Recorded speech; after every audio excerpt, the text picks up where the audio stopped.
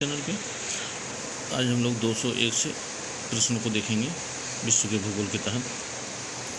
तो देखते हैं 201वां प्रश्न, निम्नलिखित में से कौन सा नगर सूती वस्त्र उद्योग का प्रमुख केंद्र है।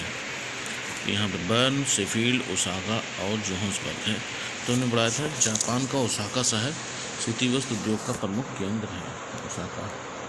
अगला प्रश्न है, सुमेलित करना है। स्थान दिए गए हैं, फसल दिए हैं, कौन सी फसल के लिए कौन सा स्थान फेमस है। तो यहाँ देखते हैं, पहला आइवरी कोस्ट, मलेशिया, रूस और ब्राज़ील।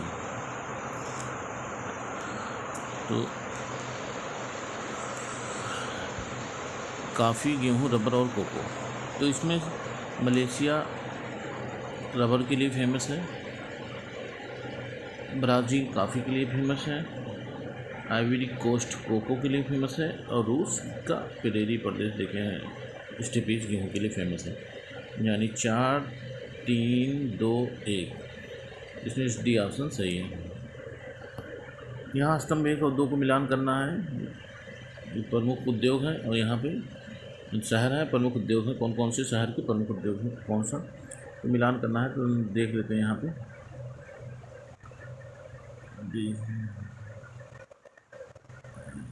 चलिए।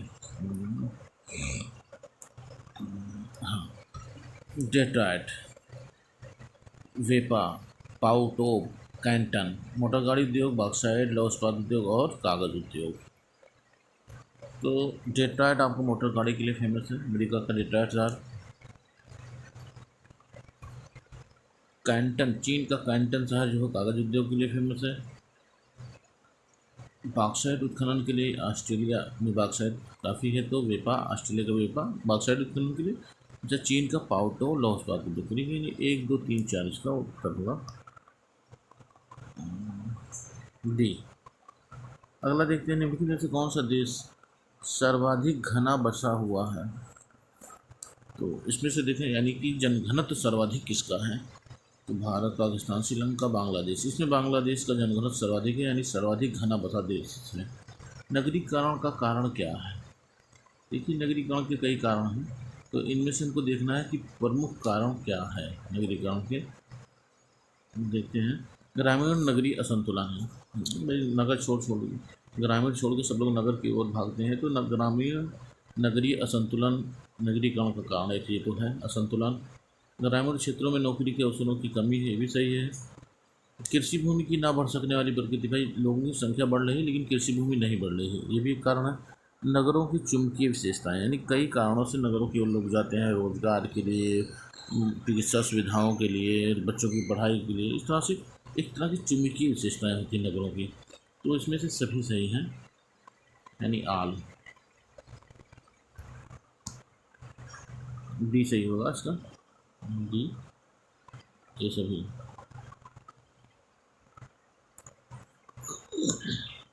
अगला देखते हैं, निम्नलिखित में से किन देशों की सीमाएं पाकिस्तान की सीमा को स्पर्श करती हैं। तो पाकिस्तान से लगी सीमा, तो भारत अपना लगा ही लगा है, अफगानिस्तान भी लगा हुआ है और ईरान भी इससे लगा हुआ है। तो तजाकिस्तान नहीं लगा हुआ है, तो 1, 2 और 4 लगे हुए हैं, सी ऑप्शन सही होगा इसका। 207वां प्रश्न देखते हैं मित्रों, सुएज नहर के दोनों ओर स्थित नगरों के नाम बताइए। सुएज नहर जब पढ़ा रहा था उसमें मैंने बताया था कि जो 2 शहर हैं उत्तर और दक्षिण में, तो हमने बताया था उत्तर में सुएज शहर है और दक्षिण में पोर्ट सईद है, भी सही होगा, सुएज और पोर्ट सईद। स्तंभ मेल गिराना है यहाँ पे, तो 8वां है, 5 दिए हुए हैं। देखते हैं कौन सी,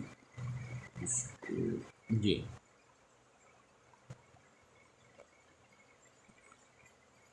सबसे बड़ी झील यहाँ देख लेते हैं, सबसे गहरी झील, सबसे ऊंची झील, सर्वाधिक लवणयुक्त झील, सबसे बड़ी मीठे पानी की झील, सबसे बड़ी खारे पानी की झील।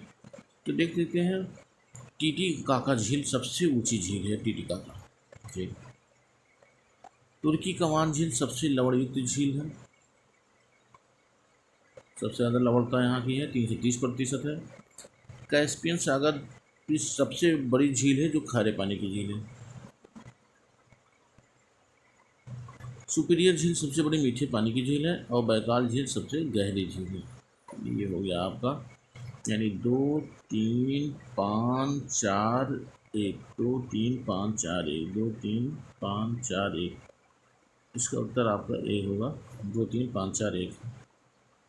विश्व का सबसे गहरा गर्त मेरियाना स्थित कहाँ है? मेरियाना गर्त हमने पढ़ाया था, मेरियाना गर्त फिलीपींस के पास स्थित है, प्रशांत महासागर में।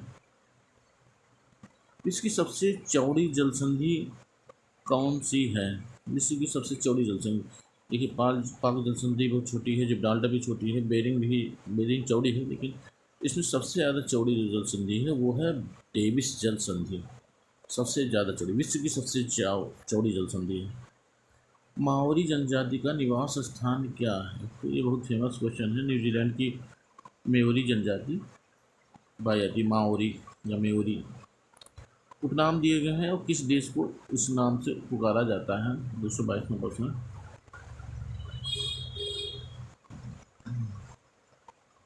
एक 212वां प्रश्न देखते हैं।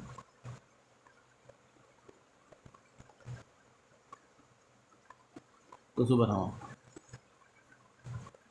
एंटीलीज का मोती सफ़ेद हाथियों की भूमि, तो सफ़ेद हाथियों की भूमि थाईलैंड को कहा जाता है।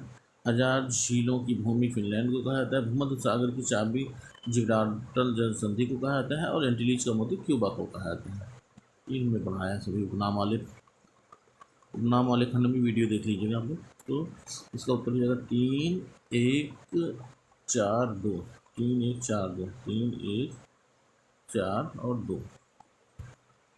3 1 4 2, ए उत्तर होगा इसका।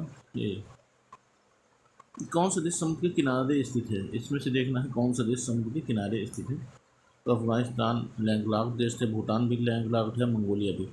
ये तीनों देश से घिरे हुए हैं, भूटान, अफगानिस्तान और मंगोलिया, जबकि संयुक्त अरब अमीरात समुद्र के किनारे स्थित है। ये उत्तर होगा। अगला देखते हैं, 214वां प्रश्न देखते हैं।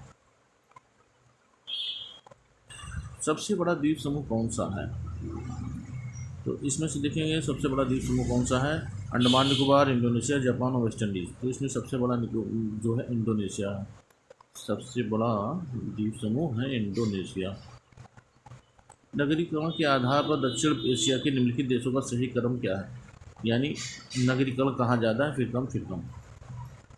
और देखेंगे यहाँ पे, तो सबसे ज़्यादा नगरीकरण यहाँ पाकिस्तान में है, फिर उसके बाद भारत में है 31% भारत में, फिर आपको श्रीलंका में है और बांग्लादेश में सबसे कम नगरीकरण है, यानी 2 1 3 4 सी तक होगा इसका। यहाँ देश देखेंगे और उनकी राजधानियों को हम मिलान करेंगे। कुछ देश की राजधानी क्या है? ब्राज़ील की राजधानी ब्राज़ीलिया,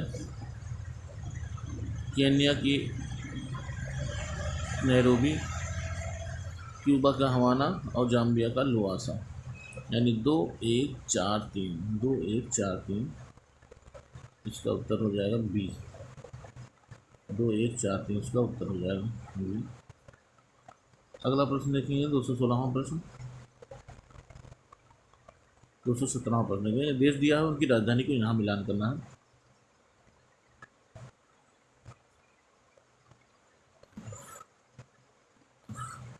ऑस्ट्रेलिया की राजधानी कैनबरा, सभी जानते हैं। तजाकिस्तान की राजधानी दुशांबे, हम भी सब जानते हैं। स्विट्ज़रलैंड की राजधानी है बर्न और तंजानिया की राजधानी डोडोमा, यानी 4 3 1 2 सी इसका उत्तर है। तो 218वां प्रश्न देखें, ग्रीनविच किस देश में है? तो सभी जानते हैं ग्रीनविच यूनाइटेड किंगडम में स्थित है। सर्वाधिक जनघनत्व वाला देश कौन सा है? तो इसमें से अगर देखा जाए सर्वाधिक जनघनत्व वाला देश तो चीन, भारत, बांग्लादेश में बांग्लादेश है, लेकिन सिंगापुर की जो जनघनत्व है वो बांग्लादेश से भी ज़्यादा है, तो इसका सिंगापुर जनघनत्व में अधिक है। विश्व में जनसंख्या के वितरण के संबंध में कौन सा कथन सत्य है? यहाँ हम देखेंगे कौन सा कथन इनमें से सत्य है। तीन कथन दिए हुए हैं। पहला है, दक्षिणी गोलार्ध में कुल जनसंख्या का केवल 10% हिस्सा निवास करता है, सही है। अधिकतर जनसंख्या उत्तरी गोलार्ध में निवास करती है, तो ये पहला कथन सही है। 10% केवल उधर, 90% उत्तरी गोलार्ध में। कुल जनसंख्या का 2/3 हिस्सा समुद्रों के 500 किलोमीटर की परिधि में संकेंद्रित है। 2/3 हिस्सा, ये भी सही है। समुद्र के आसपास ज़्यादा जनसंख्या है क्योंकि वहाँ व्यापार के बहुत से रास्ते होते हैं। बाहरी देशों से भी व्यापार किया जा सकता है, समुद्र से भी उनके उत्पादन को प्राप्त करके लाभान्वित हो सकते हैं। मछली उत्पादन, सीप उत्पादन, मोतियों का बिजनेस, इसका ही बिजनेस हो जाते हैं। इसलिए अधिकतर जनसंख्या जो समुद्र के किनारे स्थित है। कुल जनसंख्या का लगभग 80% हिस्सा समुद्र तल से 500 मीटर की ऊंचाई वाले क्षेत्र में स्थित है, निवास करता है। 80% समुद्र तल से, हाँ ये भी सही है। इसमें तीनों कथन सही हैं आपके। उत्तर होगा इसका सब। 220वां का देखते हैं, ये सभी।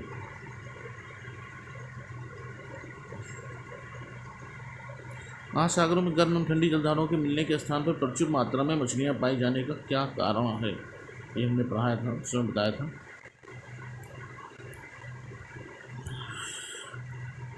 गर्म धारा में फास्फेट एवं नाइट्रेट बहुतायत में होते हैं।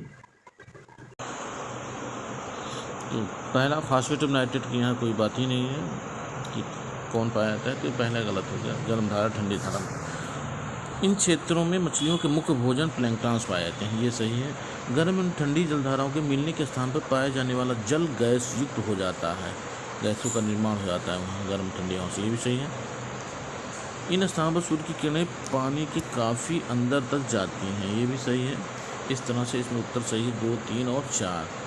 2, 3 और 4 आपका सही है। हम देखते हैं 2, 3, 4, डी। 2, 3, 4 यानी डी सही है इसका उत्तर। ठीक है, अगला प्रश्न देखते हैं। सूची यहाँ दिया है और मिलान करना है सूची को। वाणिज्यिक पत्तन, तो नेवी पत्तन, port of call, packet station, इसमें से मिलान करना है। तो यहाँ पे कोलकाता को वाणिज्यिक पत्तन कहा जाता है क्योंकि बिजनेस ज़्यादा होता है यहाँ से। कोचीन अपना नेवी पत्तन है।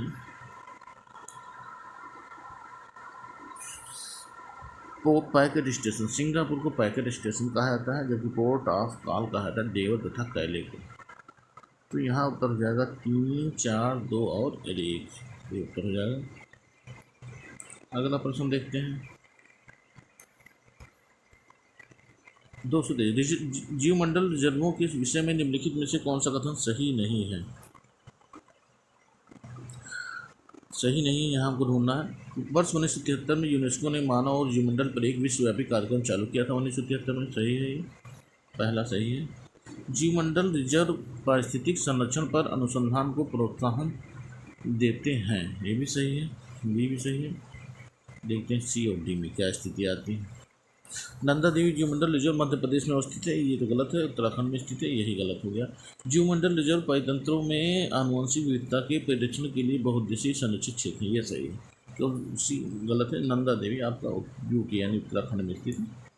आज इतना है मित्रों, फिर मिलेंगे अगले वीडियो पे।